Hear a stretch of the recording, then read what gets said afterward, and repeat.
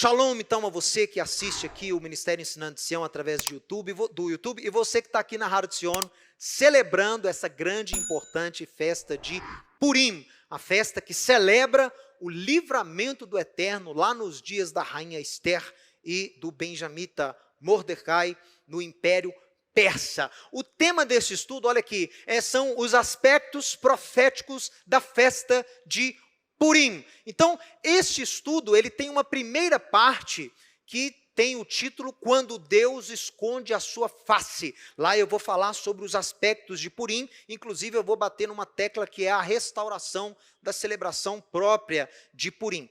Neste estudo aqui, eu vou dar a você alguns aspectos proféticos que eu acho que são importantíssimos para que você descubra o quão importante, o quão especial é a festa de Purim. Então preste atenção, tem uma primeira parte aqui que eu vou passar bem rápido, que são coisas que vocês já sabem sobre a festa de Purim. Então olha só, aspectos proféticos de Purim.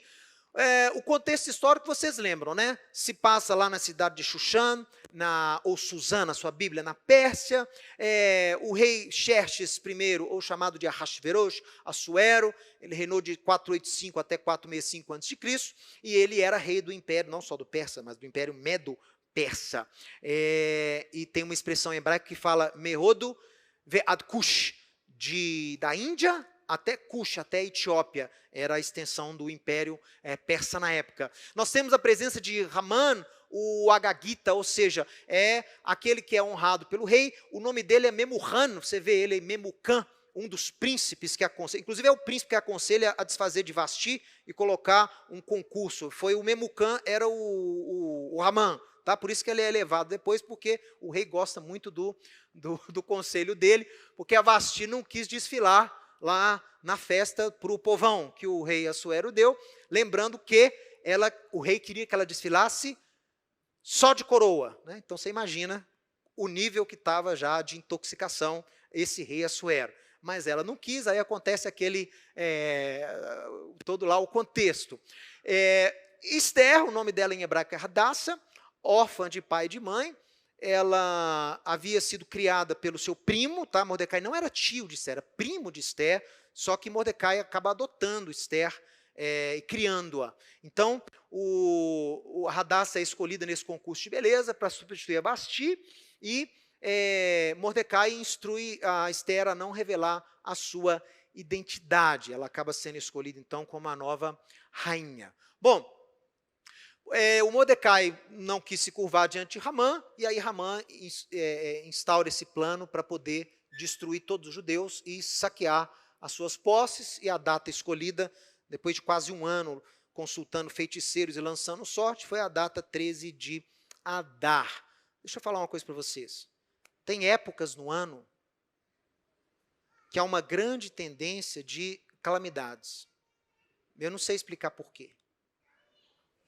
Se os feiticeiros persas ficaram quase um ano lançando sorte e escolheram a data 13 de Adar, tem algo aí. Tem algo no mundo espiritual. É a mesma coisa do dia 9 de Av. 9 de Av, que é o Tisha B'Av, todas as catástrofes que ocorreram com os judeus, destruição do primeiro templo, do segundo templo, queda dos muros de Jerusalém, início das cruzadas, início da Inquisição, tudo foi na mesma data. 9 de Av. Que dá aí mais ou menos final de julho e início de agosto. Então, essas duas datas, finalzinho de fevereiro e finalzinho de julho, tem algo aí. Eu não sei explicar por quê, mas são datas pesadas, são datas que nos incitam ao arrependimento, ao clamor, porque ocorrem muitas coisas. Olha essa semana a quantidade de coisas que aconteceu. É sempre assim, na semana de Purim, na semana de 9 de Av, você pode preparar. Porque vem tribulação, são problemas, porque é uma data já, não vou falar predisposta, mas há algo aí no mundo espiritual. Não foi à toa que esses feiticeiros escolheram essa data, não. Tem algo aí. Então é uma data que a gente tem que ter muito cuidado, tem que ter atenção. Eu falo para minha esposa, vai chegando Purim, vai chegando Tisha B'Av, cuidado ao dirigir, cuidado ao sair de casa. Falo com os meus filhos, cuidado, não vai fazer brincadeira que vai machucar, porque quando pode acontecer coisa ruim, acontece nessas semanas. Então você tem que ter uma atenção redobrada e clamar a Deus por cuidado e por livramento. Então, ó, aí você conhece a história, né? Mordecai convence Esther a interceder lá, ela não queria, depois ela cede, e tem a forca, e acaba que as coisas são feitas ao contrário, e o próprio Amã é enforcado na forca que ele havia construído para Mordecai. Deixa eu ver aqui. Aqui, ó. Aí estabelecem a festa, então, no dia 14 e no dia 15, e esse era o império do Ahasverosh, do Xerxes, né? Olha para você ver, ali é Xuxã, que eu marquei com o círculo branco, e esse era todo o império, olha, Miodo, da Índia, ad Kush, até a Etiópia, né? A Etiópia bíblica ficava aqui assim, ó. Então, pessoal, abaixo aqui do Egito. Então, essa era a extensão, e os judeus, você lembra que eles haviam sido exilados para a Babilônia, e depois os persas tomam ali o controle de toda a região, o Xerxes domina ali quase tudo, depois sendo derrotado só pelos gregos mais tarde. E a maioria desses judeus que vão para a Média, para a Pérsia, eles acabam ficando lá. Uma porção mínima volta com Esdras e Neemias. A maioria deles fica lá e sofreram grande assimilação. Foi até o assunto de hoje de manhã, o perigo da assimilação. Tá? Bom, então vamos passar aqui bem rapidinho. As tradições de Purim, a refeição de Purim, o envio de caridade aos pobres, presentes para amigos, a leitura da Megilá e o jejum de Esther. O jejum não é muito falado, mas ele é muito importante. O jejum que é feito um dia antes de Purim, lembrando aquele jejum de 3 dias que foi conclamado lá por Esther. E esse uso de máscara e fantasia, ele só surgiu no século XVI na Itália, ele é bem mais recente. E o Purim Spiel, que é a dramatização de Purim, o teatrinho de Purim que se faz, tá? Que é muito característico também. Ano que vem, isso é eterno permitir, nós vamos fazer aqui o teatro de Purim. E aí alguns objetos que são típicos. Ó. Esse aqui é a orelha chamado Osnei Haman, é a orelha de Haman, é um doce que surgiu, na verdade surgiu até entre os judeus Ashkenazim, e aí o judeu israelense deu o nome de orelha de Haman, mais para humilhar mesmo o Haman. E aqui a matraca característica, que quando a gente está lendo o rolo e fala o nome de Haman, e aí a gente toca essa matraca. Bom, agora sim, então preste atenção. Cumprimento profético da festa de Purim, algo muito importante que você tem que entender, a razão de eu ficar assim, martelando em cima da festa de Purim, querendo que as pessoas entendam o quão importante é essa festa, talvez depois de festa escatológica, depois de Sukkot, talvez seja mais importante, mais do que Páscoa. Escatológico. No futuro, Purim vai ser mais importante que Páscoa. Purim só vai perder para Sukkot, para tabernáculos. Eu vou explicar por quê. Olha só. Então, cumprimento profético. Olha o que Esther diz lá no capítulo 9, no verso 13, depois que os judeus já em Suzã já tinham matado os 10 filhos de Haman. Ela faz o pedido mais estranho do mundo. O que você quer, Esther? Ah, eu quero. Então disse Esther, se bem parecer ao rei, concede-se aos judeus que se acham em Xuxã, que também façam amanhã, segundo o édito de hoje, e dependurem em forca os cadáveres dos 10 filhos de Haman. O que é isso? Ela pediu para enforcar cadáveres, já estavam mortos. E essa frase que ela diz em hebraico é muito enigmática, que se faça amanhã o que ocorreu hoje. Como assim? Ela não especifica. E manda enforcar cadáver. E outra, os rabinos falam que no livro de Esther, quando tem Meler Ahasverosh, rei Assuero, é uma referência a Assuero. Quando diz só Meler, é uma referência talvez a Deus. Então, o que ela diz? Se bem parecer ao rei, a Meler, que se faça amanhã, que se cumpra amanhã, o que aconteceu hoje. Olha isso. Preste atenção. No hebraico original da Megilá, do rolo original, ele é compilado de geração a geração, seguindo o mesmo estilo. E na Megilá, quando os nomes dos filhos de Amã são listados, lá no capítulo 9, não são listados os 10 nomes? Há um arranjo do hebraico especial, que os judeus preservam quando copiam esses textos. Não só esse arranjo é distinto, Mas tem 4 letras que são escritas entre os nomes de Amã, que são menores. 3 menores e uma maior. Gente, isso permaneceu um mistério.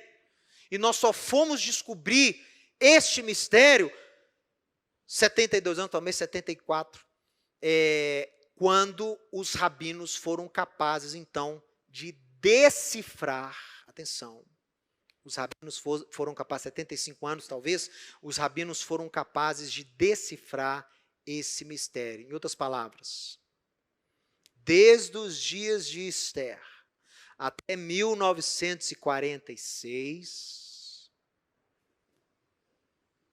nós não sabíamos o significado desse arranjo diferente no hebraico original dos nomes dos filhos de Amã. Dê uma olhada aqui. Esse é a Megilá, esse é uma foto do texto original, e essa é a disposição especial que foi feita para relatar os filhos de Amã. Olha aqui, ó. Os rabinos diziam que essa aparelhagem assemelha-se a 2 forcas. Porque eles foram enforcados. Então falaram, parece com uma forca, né? Mas são 2. São 2. Então, tem uma forca para os filhos de Amã e uma outra forca. Para que essa outra forca? Lembra das palavras de Esther? Que se faça amanhã o que ocorreu hoje. O quê? Para que 2 forcas? E outra, está vendo aqui as letras? Ó, Tav, está vendo que o Tav está menor do que as outras? Shin, olha o Shin aqui menor do que as outras. Ó. Zain, menor do que as outras. E olha o tamanho desse Vav, está maior do que as outras. 3 letras menores e uma maior. Por que isso?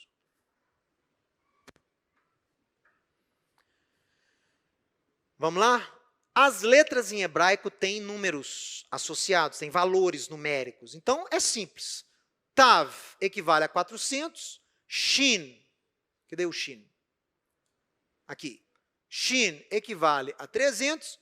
E o Zain está aqui embaixo, 7.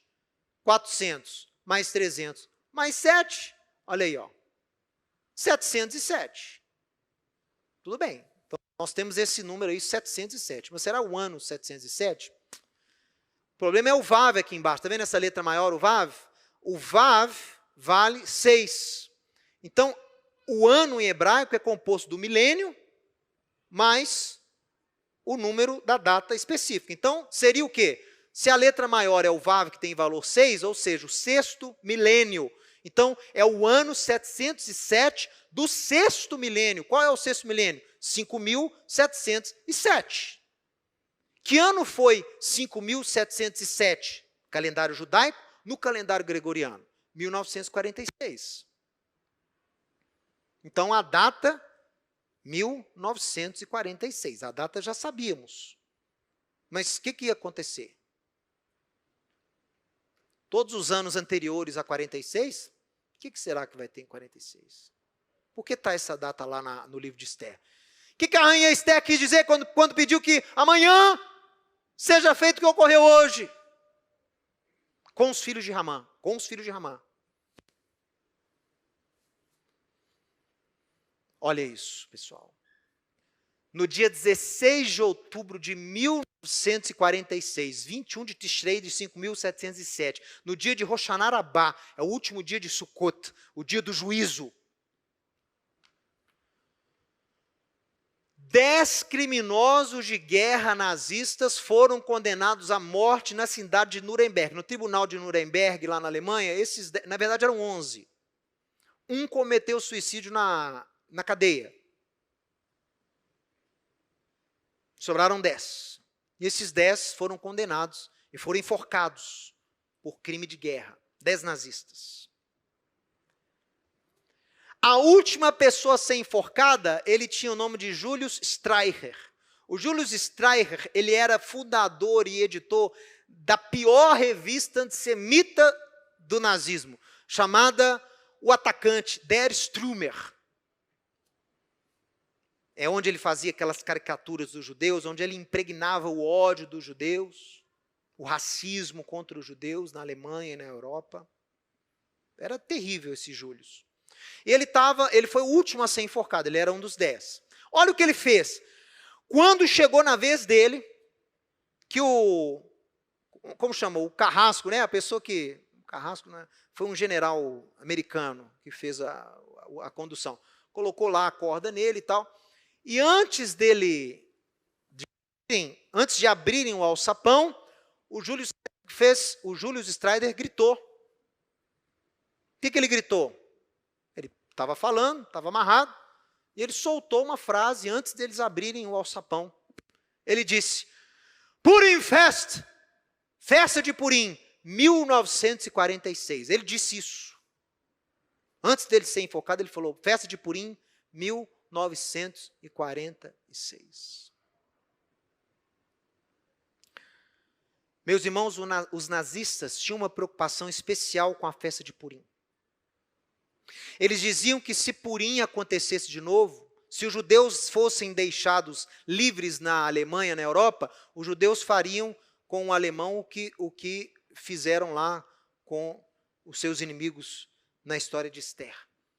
Os nazistas estudavam a história de Purim. E eles sabiam que um cumprimento de Purim estava para acontecer, só que eles não sabiam como. Na cabeça deles, eles cumpririam o quê? O reverso de Purim. Nós é que vamos aniquilar os judeus. O que Ramã começou lá atrás, nós vamos terminar. Nós vamos exterminar os judeus, mulher, criança, idoso, nós vamos acabar com tudo. Tanto é que havia massacres de judeus na Europa, orquestrados pela SS, onde eles faziam questão de falar: olha, vocês mataram 10 filhos de Amã, nós vamos enforcar aqui 10 judeus. Vocês mataram 75 mil lá na Pérsia, nós vamos matar 75 mil aqui. Eles anunciavam isso, como se fosse revertendo o que aconteceu lá em Purim. Só que o que aconteceu foi o contrário. A Alemanha perdeu a guerra, em 46, 10 nazistas foram enforcados, e é tão interessante porque eram 11. Na tradição judaica, Ramã tinha 10 filhos e uma filha. Esse 11º, que se suicidou, na tradição judaica, isso tem nos Midrashim, não tem no texto, não, mas tem na lei oral. O Ramã, quando a filha dele viu ele levando Mordecai no cavalo, a filha dele, ela ficou tão desesperada que ela se atirou da torre, ela suicidou. A filha de Ramã, na tradição judaica. Em 1946, esse nazista, que era o 11º, que veio a suicidar na cadeia, ele tomou, acho que cianeto, não sei, ele tinha o costume de se vestir de mulher. Ele tinha esse costume, ele se vestia de mulher, se transvestia. E foi ele que cometeu o suicídio na cadeia. Assim como a filha de Amã cometeu o suicídio. Sobrando 10. Lembra da palavra de Esther? Que se cumpra amanhã o que aconteceu hoje. Está vendo por que 2 forcas lá no texto hebraico? Uma forca para os 10 filhos de Amã, a outra por enforcamento dos que estavam perpetuando a ordem de Amã, quase 2.000 anos depois, 2.500 anos depois. Além dessa profecia, então, olha aqui, cumpria-se a profecia de Esther, parte dela.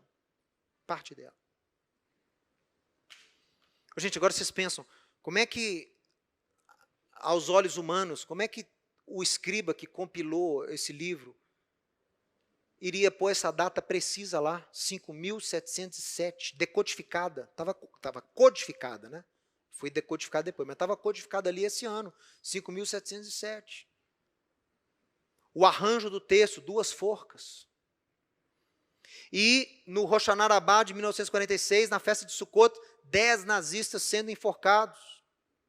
E o último grita, festa de Purim! Ele viu que o que estava acontecendo ali, o Júlio, era o cumprimento de Esther capítulo 9. Ele viu isso. Vamos lá. Olha, Os rabinos dizem que o livro de Esther será muito importante na era do Messias, porque ele contém alusões proféticas do que vai acontecer com as nações e com Israel no futuro.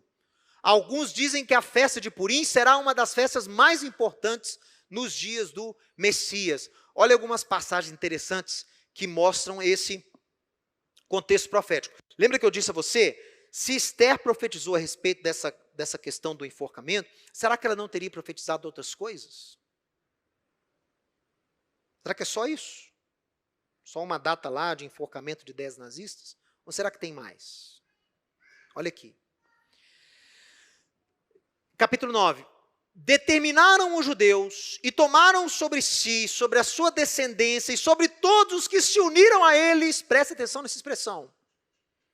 Então teve gente que se uniu a judeu. Teve povos que se uniram a Israel.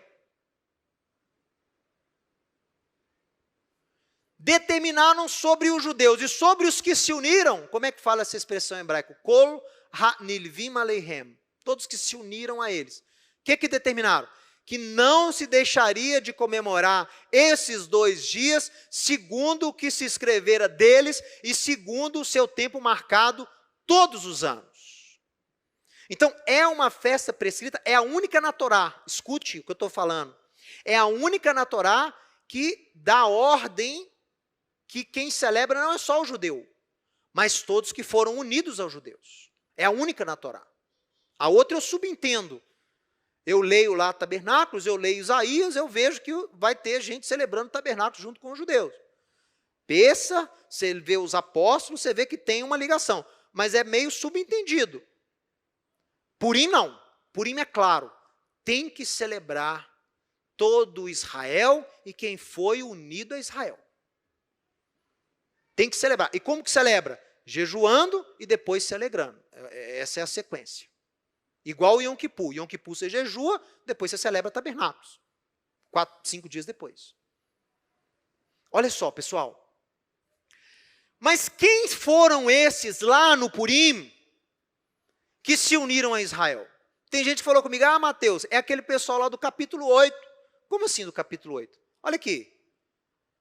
Esse verbo se unir é nilvim, lavar em hebraico. Olha aqui, lavar. Quer dizer o quê? Conectar, aproximar. Você é aproximado à comunidade de Israel. Chegou perto. Você estava longe, chegou perto. Você foi lavar, você foi aproximado.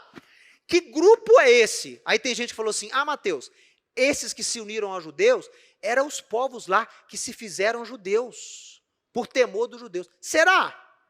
Olha aqui, olha que interessante o capítulo 8, se você ver o versículo 17, olha, também em toda a província e em toda a cidade onde chegava a palavra do rei e a sua ordem, havia entre os judeus alegria, regozijo, banquete e festa. Isso é quando eles souberam que eles iam poder se defender. E muitos dos povos da terra, mityahadim, é o único lugar na Bíblia onde esse verbo é usado. Não existe esse verbo em hebraico, só nesse lugar. É um verbo estranhíssimo. Mityahadim literalmente significa se tornar um Yahad, se tornar um Yehud, se tornar judeu. Mas de uma forma um pouco negativa. Um pouco negativa. Mityahadim tem mais o sentido assim, se passar por judeu. Essa é a tradução literal. Se passar por judeu. Então, muitos dos povos da terra se passaram por judeus, por quê? Porque estavam vendo o que estava acontecendo. Tiveram medo dos judeus. Se fingiram de judeus para escapar. Era inimigo. Quando viram a coisa revertendo, ficou amigo. Mas de uma forma o quê? Falsa. Não aproximou porque amava os judeus e queria estar junto com os judeus. Se passou de judeu porque estava com medo de judeu. Então, olha o verbo, mityahadim. Mityahadim por quê? Porque eles tiveram parrada Yehudim. Eles tiveram medo dos judeus. Esse verbo se tornar judeu, ele não existe na língua hebraica moderna. Porque não tem como você virar judeu. Não tem como você se transformar em judeu. Por isso que ele é negativo aqui. O contexto dele é altamente negativo. O sujeito fingiu ser por medo. Ele não foi aproximado. Não foram esses que foram unidos.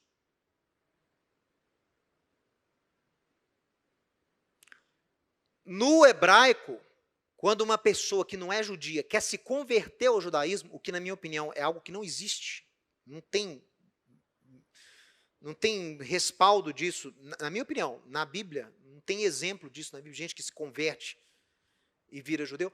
O verbo que é usado hoje em hebraico é lehitgayer. Olha que é o mesmo formato, hitpael em hebraico, é um formato de verbo. Mityahadim e hitgayer. O que é hitgayer? Se tornar um ger. O que é o ger? Estrangeiro. Então, quando o camarada faz um curso de conversão lá, paga caro para o rabino, para ter a cartinha que ele é judeu, ele não se tornou judeu. Oficialmente, ele se tornou um estrangeiro. Peraí, estrangeiro? É aquele estrangeiro que está aí namorando a gente, que acompanha a gente aqui de vez em quando, mas é estrangeiro. Eles lá e nós cá. Mas ele está próximo, ele é amigo, então ele se tornou um estrangeiro bonzinho. Ele hitgayer, ele se tornou um ger, se tornou um estrangeiro. Não foi isso que aconteceu com os do capítulo 9, que se uniram aos judeus. Por que eu sei disso? Olha só, um texto muito importante sobre as nações que se unem a Israel. Gente, isso foi profetizado por Isaías. Isaías também profetizou que povos seriam unidos a Israel, não se passando por judeus, mas unidos pela fé de Abraão. Olha o que Isaías escreve, lá no Isaías capítulo 14, verso 1, e também no 56. Tem o verbo lavar. Olha aqui, porque o Senhor se compadecerá de Jacó e ainda escolherá Israel, ou seja, Deus vai cumprir as suas promessas para exaltar Israel.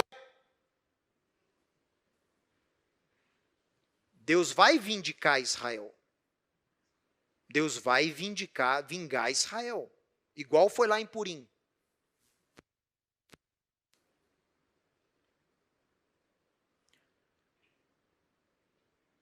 E estabelecerá os judeus na sua própria terra. A gente já está vendo isso acontecendo.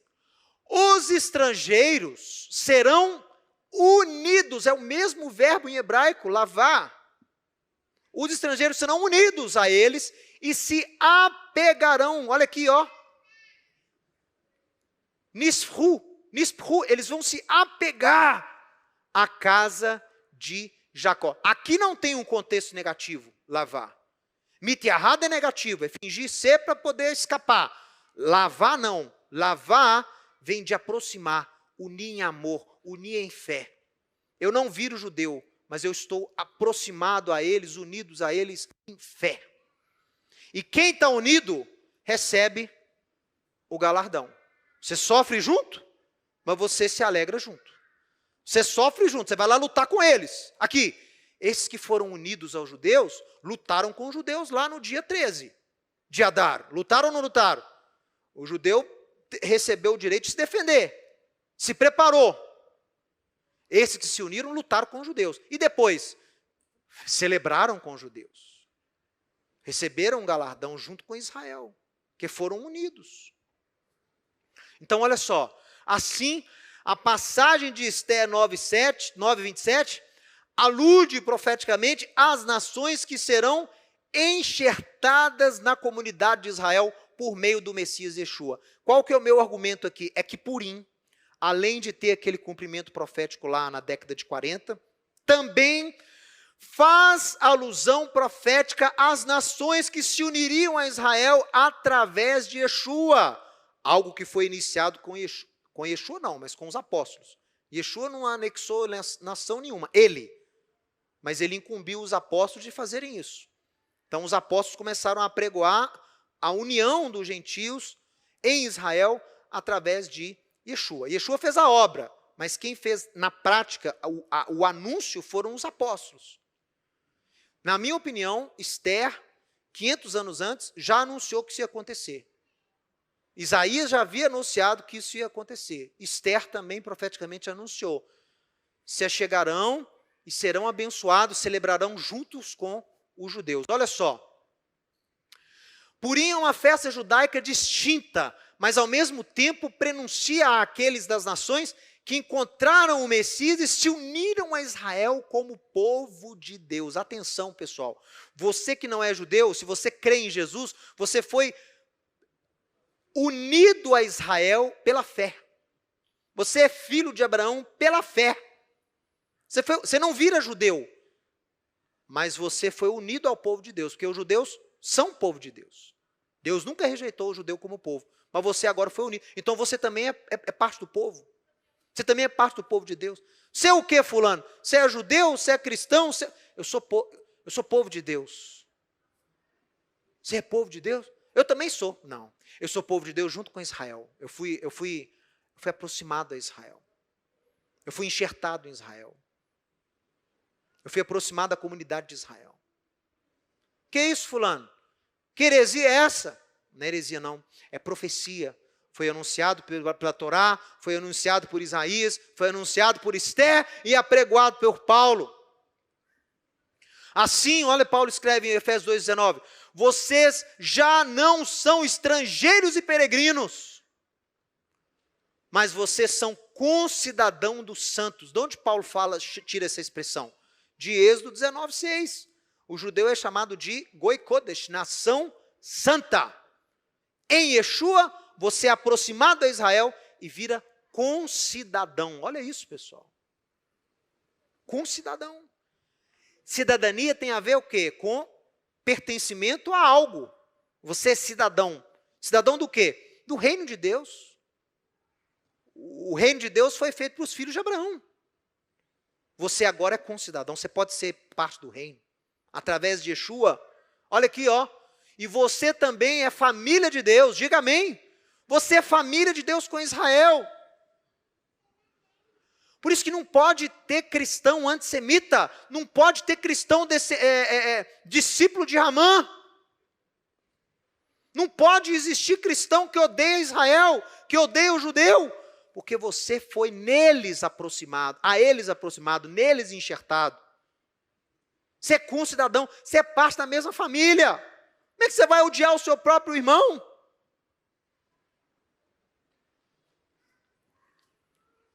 Vocês também são edificados sobre o fundamento dos emissários, dos apóstolos e dos profetas, sendo o próprio Yeshua a pedra angular. Ele é que sustenta esse prédio. Ele é que sustenta Israel. Ele é que sustenta a anexação das nações em Israel. Na minha opinião, Purim é uma festa profética, porque anuncia a inclusão dos gentios, a anexação, a união dos gentios na família de Deus, no povo de Deus. É uma festa altamente profética. E, como eu disse hoje de manhã, peço a você que veja esse estudo, quando Deus esconde a sua face. Que você entenda que muitas vezes a festa mais importante, talvez, para as nações entenderem o seu papel profético junto com Israel, foi a festa mais dissimulada, vamos dizer assim. E a gente perdeu um pouco da... É típico de Esther, né? Está tudo meio oculto. Deus está oculto lá dentro, e eu acho que o significado verdadeiro da festa também está oculto. A gente concentrou demais na festa e esqueceu do aspecto profético da festa. Por que os rabinos falam que é uma festa do milênio? Que é uma festa importante para as nações? Porque ela anuncia a união das nações em Israel. E a dádiva que esses vão receber junto com os judeus. Meu amigo, se você estiver da forma correta unido a Israel, você vai receber as bênçãos de Israel. É só você ler os profetas. Vai ler Ezequiel. Vai ler o final de Isaías. Olha a bênção que vai ser o mundo aqui quando Israel for restaurado. Você vai estar lá. Leia Isaías 56. Você vai estar lá no templo. Aliás, o templo vai ser o próprio Yeshua. Mas vai ter o templo, vai ter uma cidade, vai ter uma nova Jerusalém. Você vai estar lá. Você é concidadão, você tem passaporte.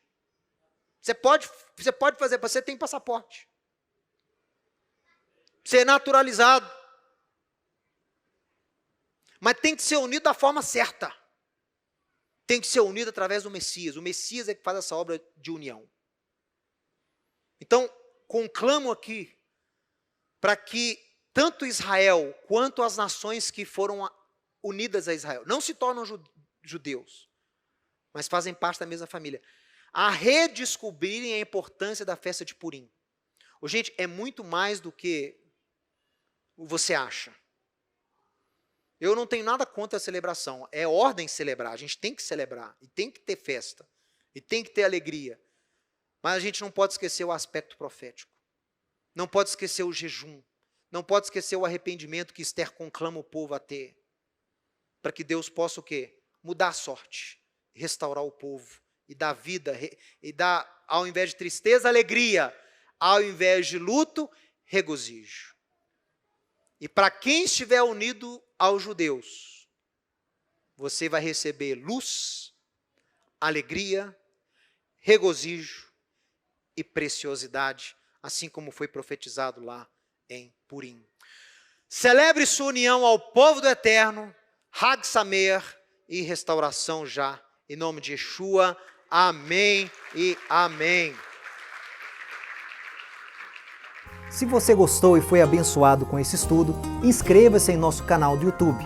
Considere também ser um mantenedor do trabalho do Ensinando de Sião no Brasil, Israel e no mundo. Doações e contribuições podem ser feitas através do link na descrição desse vídeo. Um grande abraço e Shalom, Shalom.